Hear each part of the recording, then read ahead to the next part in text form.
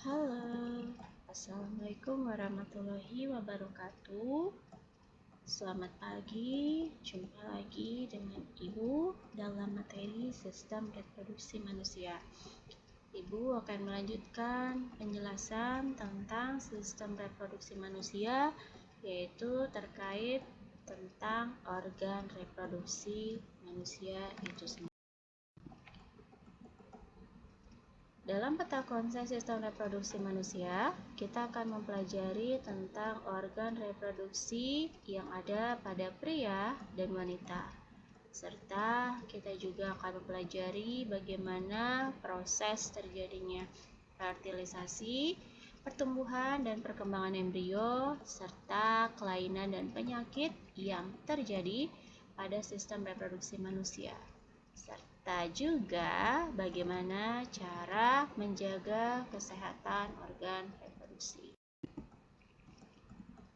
Nah, dalam sistem reproduksi manusia, kita akan mempelajari tentang organ reproduksi pria yang sangat berbeda dengan organ reproduksi wanita. Serta juga kita akan mempelajari berbagai fungsi organ-organ yang menyusun sistem reproduksi manusia. Lalu menjelaskan juga tentang bagaimana proses terbentuknya janin dan usaha dalam menjaga kesehatan sistem reproduksi. Nah, sebelumnya, kenapa kita harus mempelajari tentang sistem reproduksi? Nah, perlu diingat lagi bahwa reproduksi merupakan ciri makhluk hidup. Jadi yang namanya makhluk hidup pasti akan melakukan reproduksi. Nah, reproduksi sendiri itu bertujuan untuk memperbanyak dan mempertahankan jenisnya agar makhluk hidup tersebut tidaklah punah. Seperti itu. Oke, yang pertama penjelasannya itu adalah tentang sistem reproduksi pria. Nah, sistem reproduksi pria itu tujuan utamanya adalah menghasilkan sel kelamin jantan yang disebut dengan sperma. Nanti organ reproduksi pria ini terbagi menjadi 3 komponen, yaitu gonad atau organ yang menghasilkan sel kelamin, kelenjar reproduksi, dan saluran reproduksi. Nah, organ reproduksi pada pria sendiri nanti terbagi menjadi 2 bagian, bagian luar dan bagian dalam. Nah, bagian luar itu terdiri dari skrotum dan penis. Skrotum merupakan kulit pembuka testis.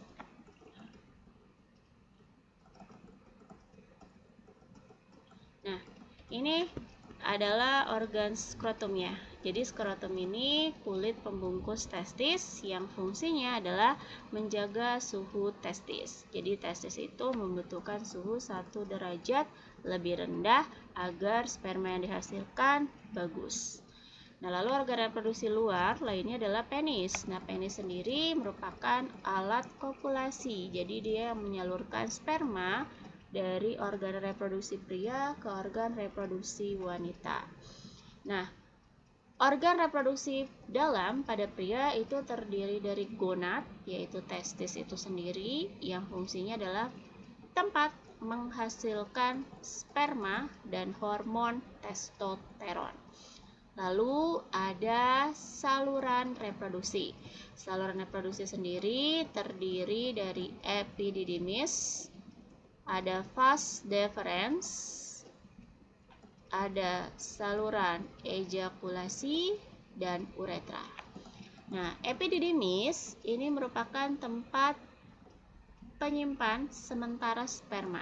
Jadi sperma yang sudah dibentuk di testis akan masuk ke epididymis untuk disimpan dan dimatangkan. Ciri sperma yang matang itu adalah flagellnya bergerak lincah. Nanti kalau ada rangsangan yang dirasakan oleh pria, sperma akan dialirkan dari epididymis menuju vesica seminalis oleh vas deferens. Jadi vas deferens itu yang menghubungkan epididymis dengan vesica seminalis. Nah, dari vesica seminalis nanti sperma akan disimpan sementara dan ditambahkan cairan nutrisi, cairan makanan untuk sperma.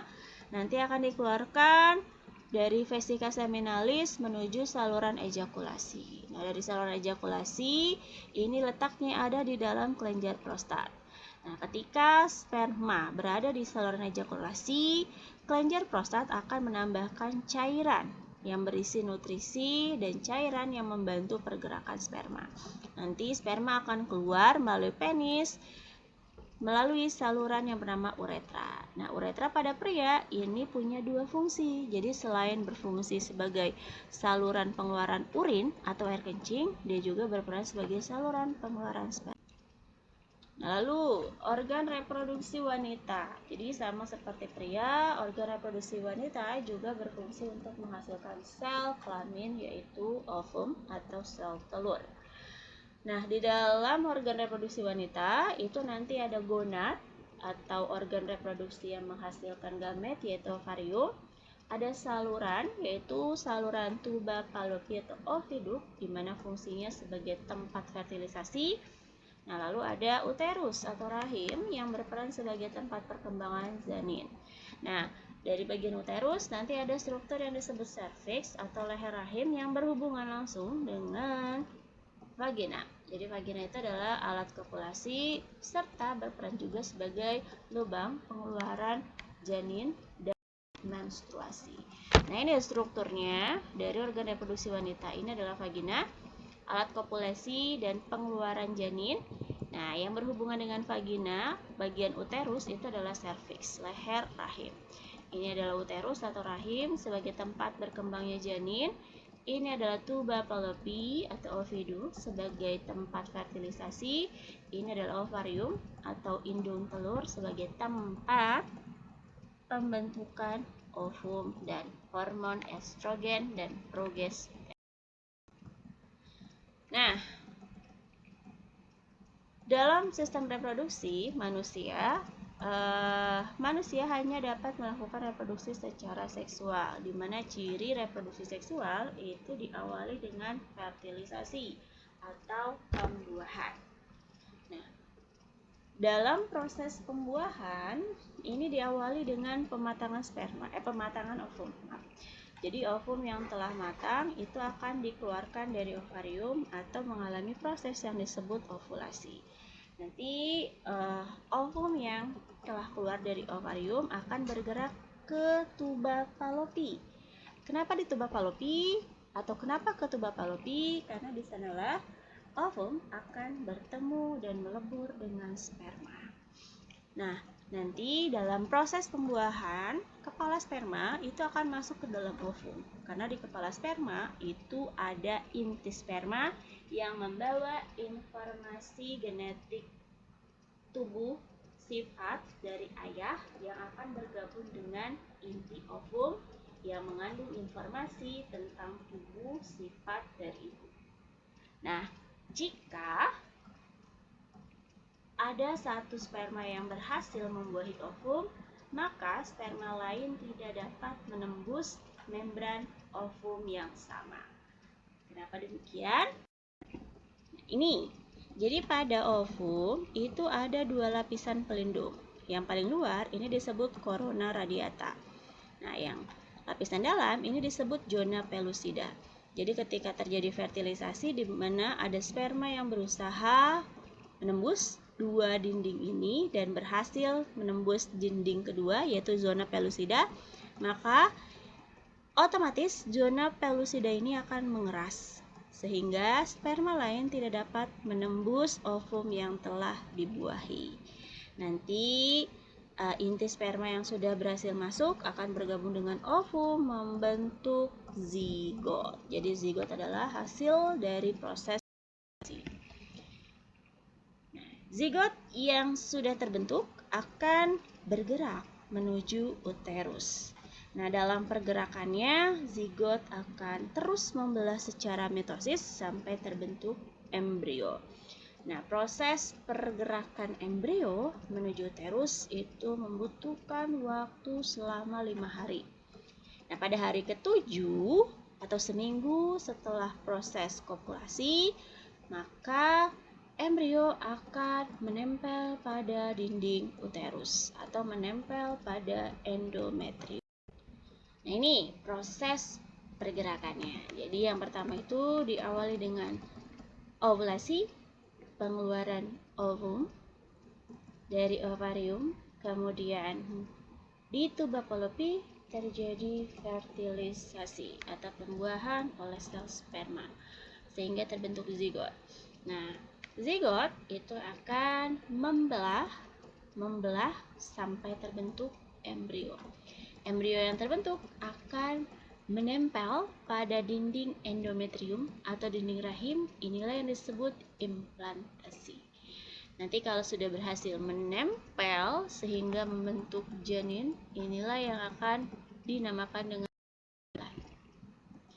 Nah, ini adalah proses perkembangan embrio yang menempel di dalam dinding rahim. Nah, itu pada hari ke-12, embrio yang menempel itu akan membentuk 3 lapisan embrional, yaitu ektoderm, mesoderm, dan endoderm. Ketiga lapisan inilah yang akan membentuk semua organ tubuh kita, dari luar sampai dalam. Kulit, tulang, darah, daging, paru-paru, jantung, otak, mata, semuanya berasal dari 3 lapisan ini. Nah, pada minggu ke-8 ya, struktur umum tubuh dewasa telah mulai terbentuk. Jadi sudah muncul janin yang terlihat seperti dedek bayi. Nah, plasenta pun juga telah terbentuk atau kita mengenalnya sebagai ari-ari. Nah, plasenta ini yang nanti menghubungkan bayi dengan ibunya. Nah, si plasenta juga yang akan menyalurkan makanan, udara, nutrisi dari ibu ke bayi. Nah, ini strukturnya ya. Jadi bayi itu ada di dalam kantung yang bernama amnion. Nah, kantung amnion ini berisi cairan amnion atau yang kita kenal sebagai air ketuban. Ini adalah plasenta yang menempel pada endometrium ya. Nanti plasenta ini berhubungan dengan pembuluh darah ibu langsung. Nanti semua nutrisi udara dari ibu akan ke plasenta menuju bayi melalui tali plasenta atau kita mengenal dengan tali pusar. Nah, sama seperti makhluk hidup lain, manusia karena dia makhluk hidup pasti akan mengalami pertumbuhan dan perkembangan. Dimulai dari bayi, anak-anak, remaja, dewasa, dan manula. Semua ini terjadi secara alami, ya, alami dan terjadi pada semua makhluk. Nah, proses yang dibahas selanjutnya pada sistem reproduksi manusia itu adalah siklus haid yang terjadi pada tubuh wanita. Jadi sejak masa pubertas yaitu pada umur 10 sampai 15 tahun, tubuh wanita akan mengalami proses bulanan yang disebut dengan siklus haid atau siklus menstruasi. Nah, siklus menstruasi ini sangat terpengaruh oleh perubahan hormon di dalam tubuh kita. Ya, hormon apa yang berperan? Itu adalah estrogen dan progesteron. Kedua hormon ini sangat berpengaruh dalam membentuk dan menjaga keberadaan struktur dinding rahim atau struktur endometrium.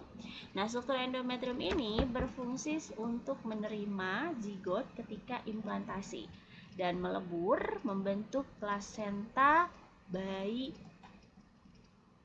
di dalam rahim.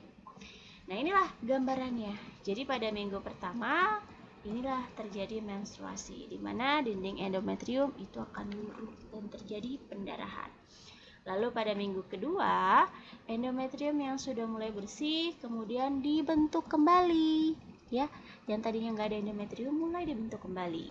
Sampai minggu ketiga dan keempat, endometrium sudah terbentuk sempurna dan tebal. Ini menunjukkan bahwa endometrium siap menerima embrio-embrio yang telah dibuahi.